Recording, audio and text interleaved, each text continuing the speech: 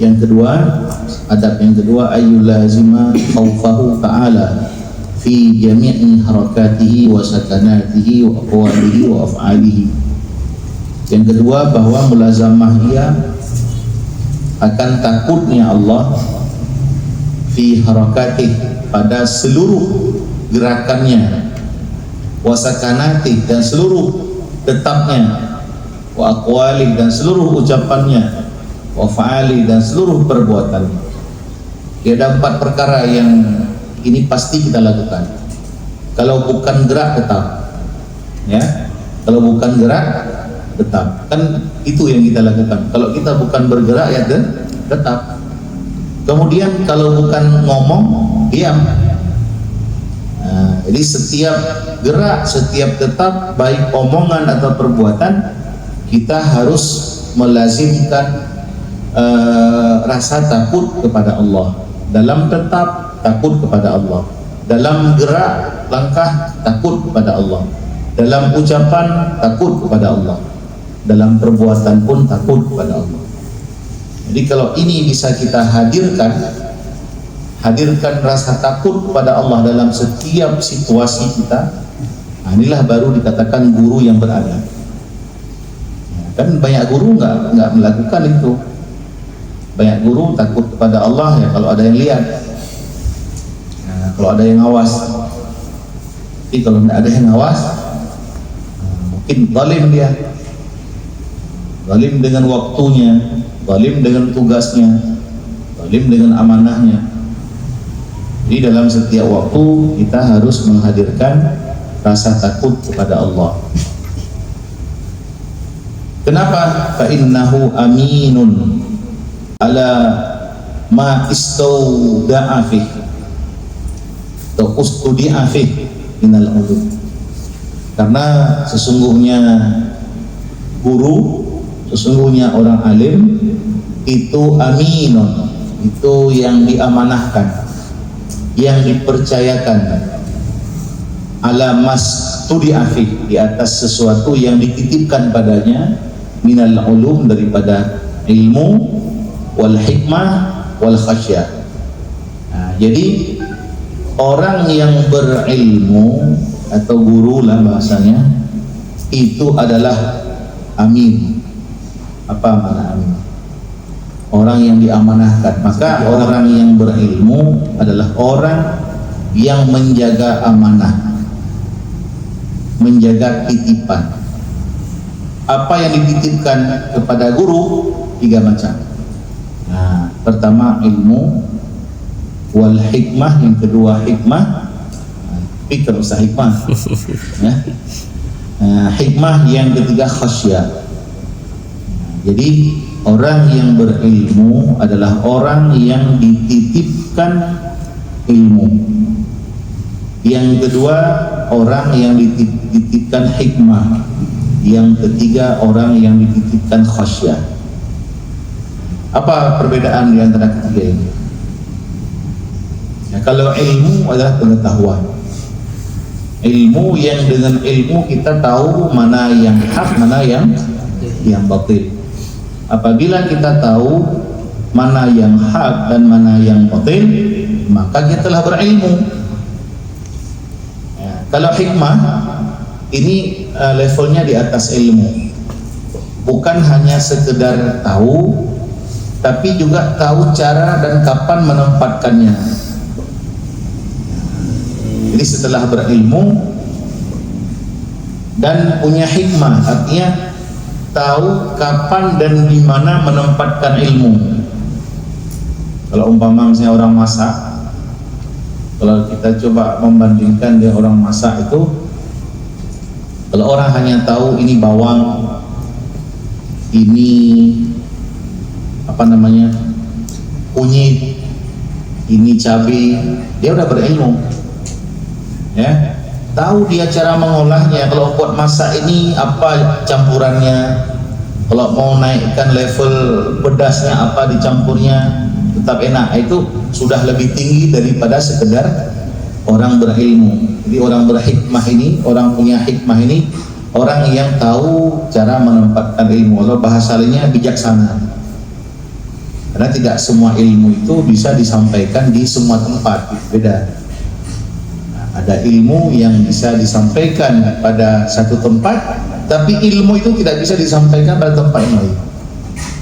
Misalnya contoh, kan ada hadis tentang Allah itu maha pengampun, ya. Allah itu sedikit kita melakukan amal, Allah ampuni dosa kita meskipun dosa kita sudah buih di lautan. Ini kalau kita terlalu menyampaikan ini kepada orang yang ahli ibadah, ini kita ulang-ulang, takutnya nanti ahli ibadah ini jadi termotivasi untuk berbuat maksiat. Nah, dia pikir Allah maha pengampun, tapi ini disampaikan kepada orang yang telah berbuat maksiat agar mereka tidak putus asa daripada rahman Allah. Untuk orang yang ahli taat ini disampaikan tentang ancaman-ancaman agar mereka tidak melakukan maksiat. Jadi kalau orang yang ahli hikmah, dia ini tahu kapan dan di mana menyampaikan ilmu. Kadang-kadang ada ilmu yang disampaikan itu dia dengan diam. Cara menyampaikan ilmu diam. Ada yang begitu. Tapi orang yang nggak punya hikmah, ya dia nggak tahu kapan dia harus menyampaikan dengan ucapan, kapan dia harus menyampaikan dengan diam. Maka orang yang diberikan Allah hikmah, maka dia telah mendapatkan yang jauh lebih besar daripada ilmu. Itu ada ayatnya, itu apa ayat?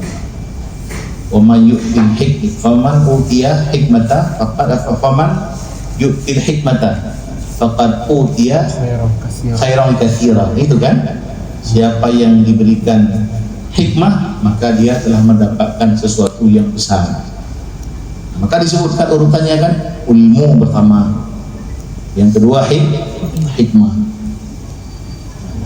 Jadi orang yang berilmu atau guru adalah orang yang dititipkan Allah ilmu dan dititipkan Allah hikmah dan dititipkan khasyah. Khasyah itu apa? Rasa takut. Tapi beda dengan khauf. Kita juga khauf kan? Khauf takut juga kan? Khasyah takut juga. Nah, jadi kalau khauf itu ya takut secara umum. Orang takut sama anjing, khauf juga.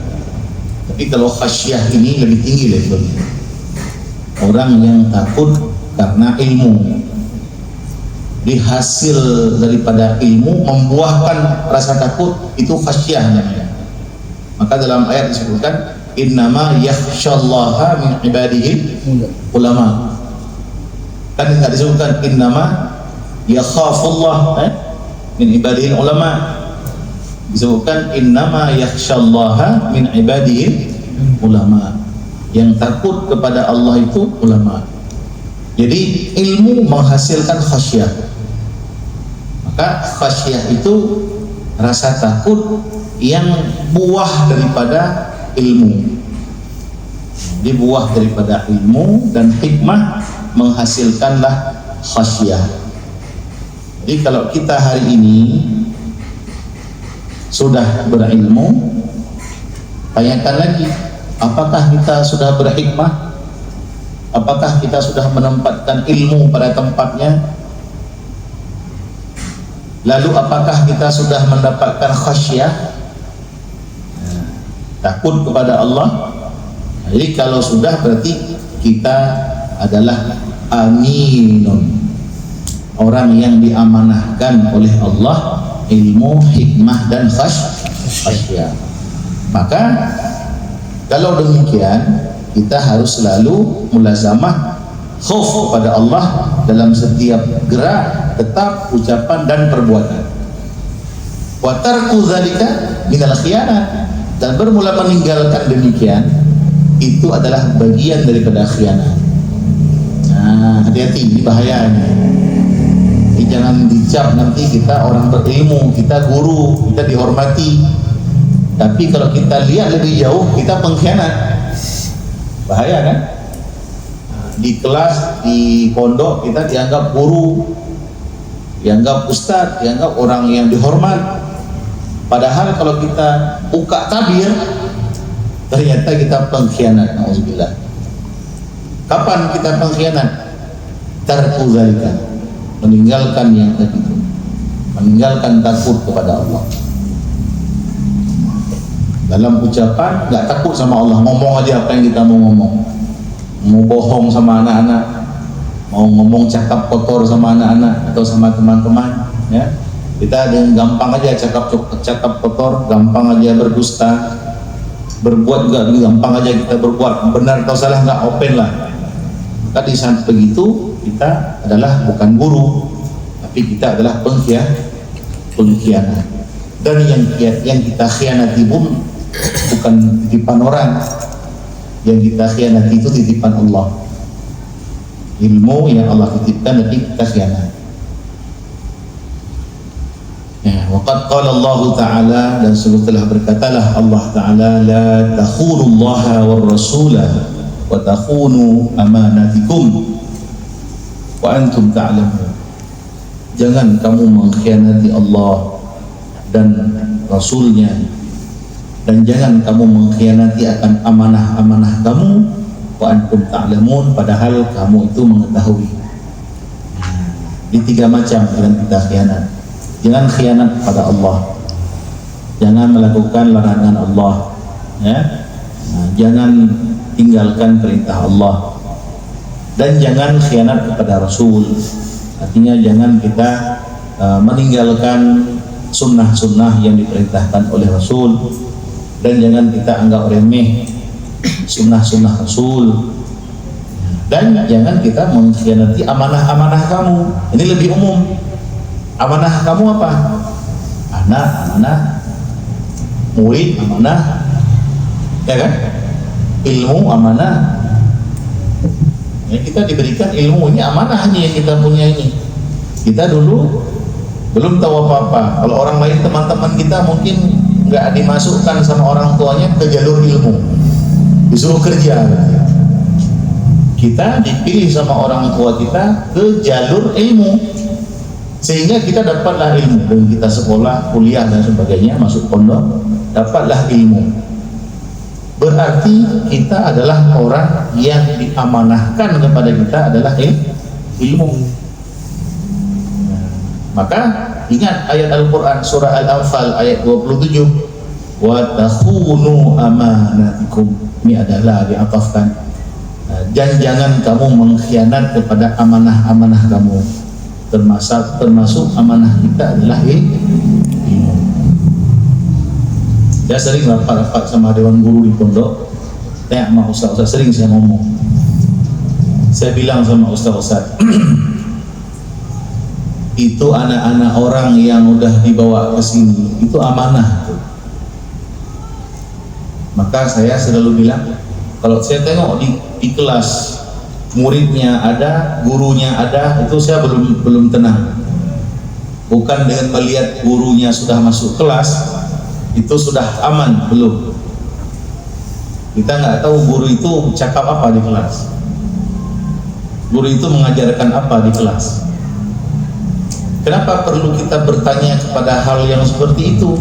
Karena anak-anak orang yang sudah datang kemari sama kita itu adalah amanah, tanggung jawab. Jadi kalau sekedar hanya kumpul-kumpul, ngobrol-ngobrol, ngapain dia di pesantren? Di kampung mereka, di rumah mereka pun bisa, ya. Kalau hanya duduk nongkrong, kan? Tapi dibawa kemari, ada harapan yang diharapkan oleh orang tua mereka, itu ilmu yang bermanfaat. Berarti anak itu telah kita terima sebagai amanah, tanggung jawab. Jadi jangan macam-macam, jangan zalim terhadap amanah. Jangan kita merasa kita udah berpakaian jubah, ya, udah dipanggil ustadz, dipanggil abi, dipanggil umi, dipanggil ustadzah, ya, lalu kita aman. Belum tentu. Kalau salah-salah kita pengkhianat. Ini bukan saya ngomong untuk siapa-siapa, ini untuk kita semua. kita semua saling mengingatkan, jangan termasuk kita jadi pengkhianat. Bagaimana caranya? Dengan kita mengkhianati ilmu, mengkhianati hikmah. Bagaimana cara mengkhianati ilmu? Adalah tidak selalu takut kepada Allah.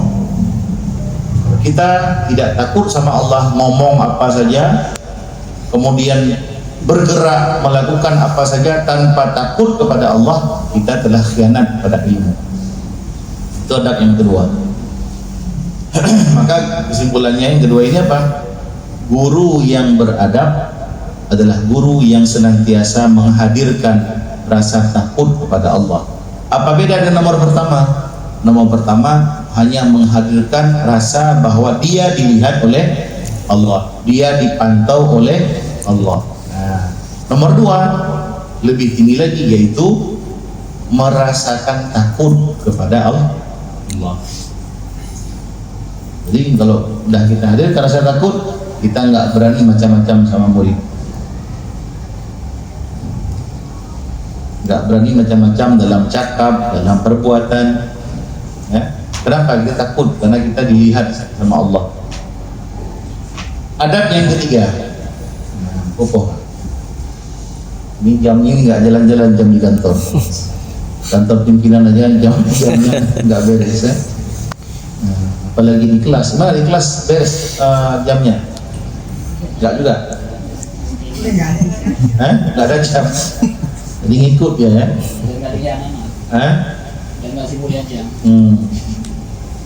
Ini pun jamnya mungkin dari tahun lalu jam 1 terus. Ya. Tanda kita nggak fokus untuk jam, tapi fokus kualitas. Tapi kualitas jam diabaikan. Ya. Tolong nantilah diganti, ya. Padahal itu kan murah kan, bukannya mahal baterai. Tanda kita nggak fokus sama yang murah-murah. Ya. Pokoknya ada alasan, ya. Fokus sama yang mahal-mahal. Adab yang ketiga, ini diingat, ini diamalkan walaupun enggak kita baca banyak-banyak. Yang pertama, adab guru apa tadi? Selalu merasa diawasi oleh Allah. Yang kedua, selalu merasa takut kepada Allah. Yang ketiga, ayyulazimas sakinah, bahwa mulazamah ia akan sakinah. Makna sakinah ini sering kita dengar kalau ada acara pernikahan, ya. Sakinah, mawaddah, warahmah. Nah, ya. Tapi yang udah nikah, udah pengalaman lah ini sakinah. Bagi yang belum mungkin masih mimpi-mimpi aja. Kapan sakinah? Sakinah ini kalau makna logatnya tetap. Dari sakin, ya, sukun, ya, tetap. Jadi kalau bahasa terjemahannya sakinah ini lebih tenang, ya. Jadi guru yang beradab itu bawaannya itu sakinah, tenang, tidak gegabah, tidak cepat marah, tenang atau berwibawa. Ini perlu kita perhatikan. Kadang-kadang kita ini guru, apalagi masih muda-muda, ya saya pun begitu juga dulu. Begitu murid-murid kita kadang-kadang tidak mendengarkan kita langsung tensian, ya kan? Tensi, marah. Nah, sehingga hilang pikiran tenang itu hilang. Kalau orang main bola, nah itu kalau misalnya udah datang marahnya, bola diambil sama orang, itu nggak pakai rumus lagi main bolanya, udah main kasar aja kan? Udah main jurus apa itu? Jurus adu banteng, ya. Nah, kenapa itu? Karena dia nggak pengalaman. Biasa orang pemain yang nggak berpengalaman begitu dia. Begitu nanti bolanya dia tidak bisa dikontrol, diambil sama orang, itu nanti hilang pikiran sehatnya. Kalau di pesantren gimana? Gitu juga. Jika ada murid-murid kita yang mungkin ejek kita atau sebagainya, hilang akal sehat kita. Ini kita naikkan volume suara, gerakan udah beda. Ini tidak punya sakinah. Maka adab seorang guru harus punya sifat sakinah, sifat tenang dan berwibawa.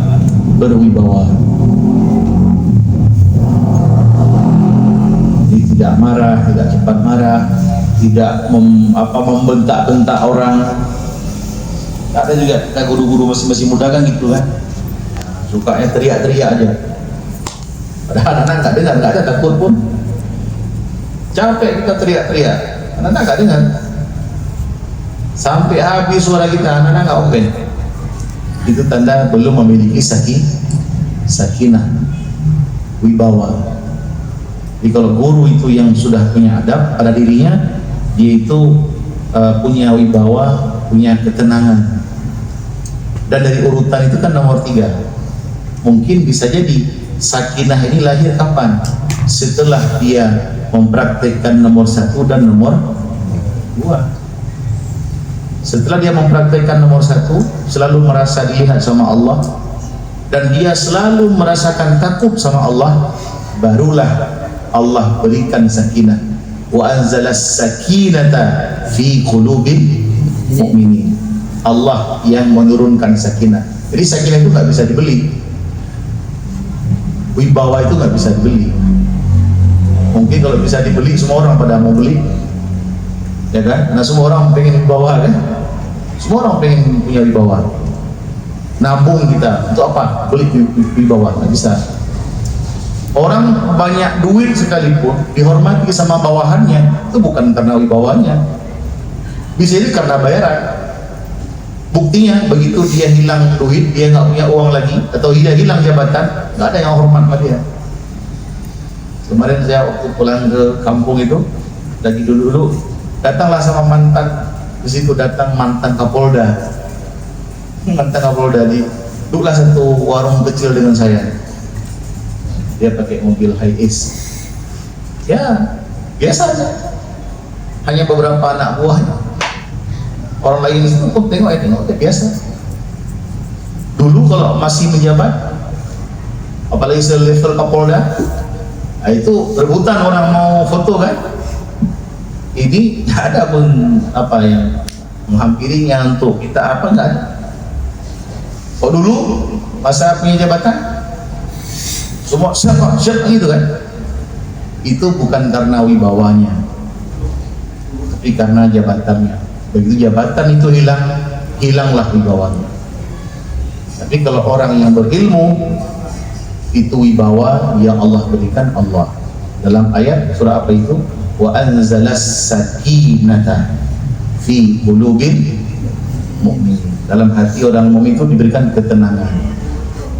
Tenang dia bawaannya, tenang, wibawa. Dan kalau kita lihat dari urutan ini nomor 3, bisa kita ambil kesimpulan ini nomor 3 lahir setelah ada nomor 1 dan 2. Selalu merasakan kita dilihat sama Allah.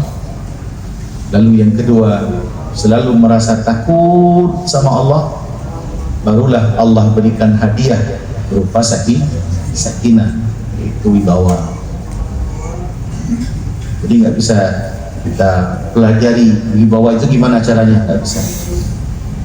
Saya kita pelajari, oh wibawa itu harus pakai baju jubah misalnya, pakai sorban.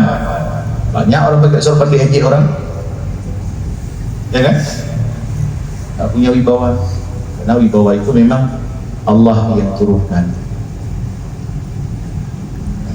Jadi kalau orang takut kepada Allah, maka hamba Allah akan Allah buat takut kepadanya.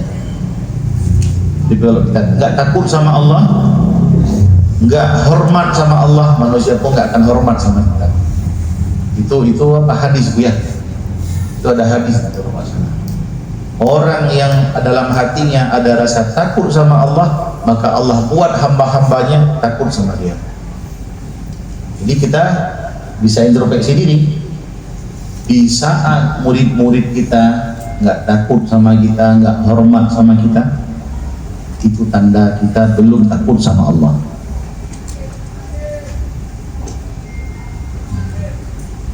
Itu kuncinya. Maka kalau ada guru-guru yang dihormati sama muridnya, ada kita lihat guru dihormati, disegani sama gurunya, Itu tandanya guru itu hormat dan takut sama Allah.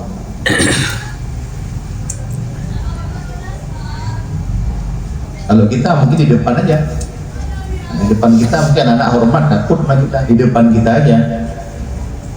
Bahkan di depan pun anak-anak nggak mau mungkin dengar ucapan kita. Nah, sakinah dibawa ketetapan ya, tenang. Jadi guru itu harus tenang bawaannya. Tapi bukan berarti nanti setelah ngaji ini setiap guru datangnya jalannya sudah pelan. Setelah ngaji ini nanti besoknya tengok semua guru di Famusalam jalannya udah pelan semua. Jadi nggak begitu. Malah kalau kita tengok jalannya Nabi itu cepat, ya, jalannya Nabi Muhammad itu cepat. Seperti orang yang turun dari ketinggian, ya, nggak cepat jalannya. Jadi bukan makna sakinah ini dia letoy ya. Bukan artinya itu lemah apa namanya, nggak macam orang sakit kan, nggak begitu. Tenang, pokoknya tenang.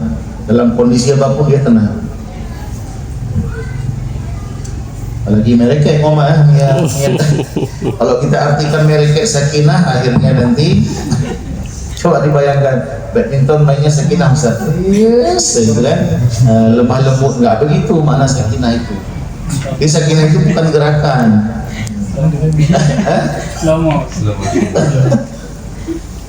Jadi sakinah itu wibawa, tenang ya. Kemudian yang keempat, ayyulazimar wara, bahwa mulazamah akan wara. Wara ini sifat kehati-hatian ya, dalam hal perkara-perkara yang syubhat pun dia menjaga. Di dalam perkara-perkara haram, syubhat, halal itu sangat dia memperhatikan. Wara, tidak mau dia mengambil kalau yang bukan haknya. Bahkan kalau remang-remang itu dia tinggalkan. Itu wara. Kalau kita yang tanya remang-remang, ya, yang punya orang pun kalau ada kesempatan diambil. Itu enggak wara. Itu bukan guru yang punya adab. Kalau guru punya adab, dia punya sifat wara, menjaga diri, memelihara diri dari perkara-perkara yang haram, bahkan dari yang syubhat. Makanan, harta yang syubhat itu dia jauhi. Itu baru guru yang punya adab,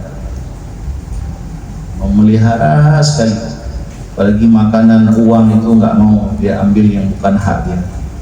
Kalau hak dia diambil orang silahkan, tapi hak orang dia nggak mau ambil. Dikisahkan dalam kitab tasawuf, ada dulu orang yang warak, waktu dia berangkat ke pengajian, dia bawa uang. Sampai ke pengajian dia tengok uangnya hilang, sehingga dia baliklah mencari. Dia telusuri jalan yang dia lewati tadi.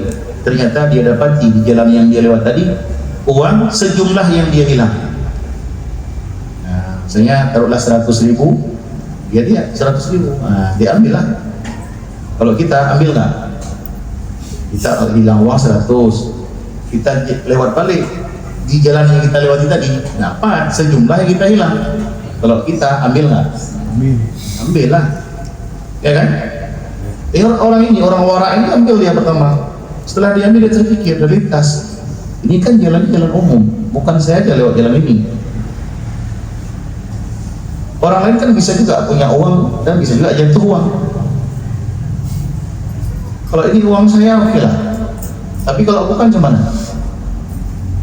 Kalau mungkin uang saya udah diambil orang, ini uang orang lain yang hilang, gimana? Akhirnya dia ngambil. Dia bukan fikir, lebih bagus kita ambil kalau memang kita yakin daripada ambil orang yang tidak amanah, kan? Kita ambil, kita ta'rif. Tapi orang yang menjaga diri daripada yang haram, bahkan yang syubhat, orang war'a namanya, orang wara, menjaga diri sampai hal-hal yang seperti itu, nggak mau dia ambil. Kalaulah punya saya, kalau bukan, di akhirat gimana nih? Akhirnya jangan sampai gara-gara uang ini terhambat, terhalang saya masuk surga. Itu orang wara.